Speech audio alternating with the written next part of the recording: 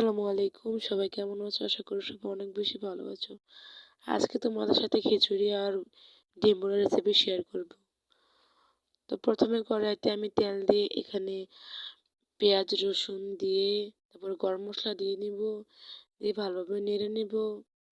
তারপর এখানে পানি দিয়ে হলুদ, মরিচ, জিরা গুঁড়া, রসুন গুঁড়া দিয়ে দিব। তারপরে এখানে চালগুলো ধুয়ে রেখেছি, সেই চালগুলো ভালোভাবে দিয়ে ভালোভাবে নেড়ে নেব, ভালোভাবে ভেজে নিব। যখন ভাজাটা ভালোভাবে হয়ে যাবে তখন এখানে পরিমাণ মতো পানি দিয়ে দিব, যাতে চালগুলো সিদ্ধ হয়ে যায়। তারপরে এটা 10 থেকে 15 মিনিট পর্যন্ত লো আঁচে রান্না করব।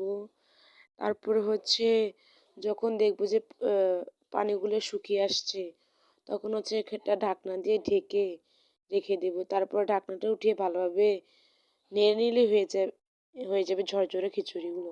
তারপরে এখানে ডিম রান্না করার জন্য আমি এখানে ডিমগুলো আগে সিদ্ধ করে মাঝখান দিয়ে কেটে রেখেছি। তারপর এখানে আমি কড়াইতে তেল দিয়ে দিব।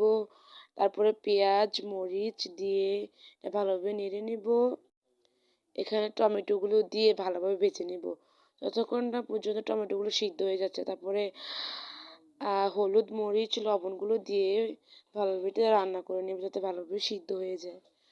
যখনই দেখবেন সিদ্ধ হয়ে গেছে তখন এখানে ডিমগুলো দিয়ে পরিবেশন করে নিলেই হয়ে যাবে তোমাদের খিচুড়ি আর ডিম ভুনা।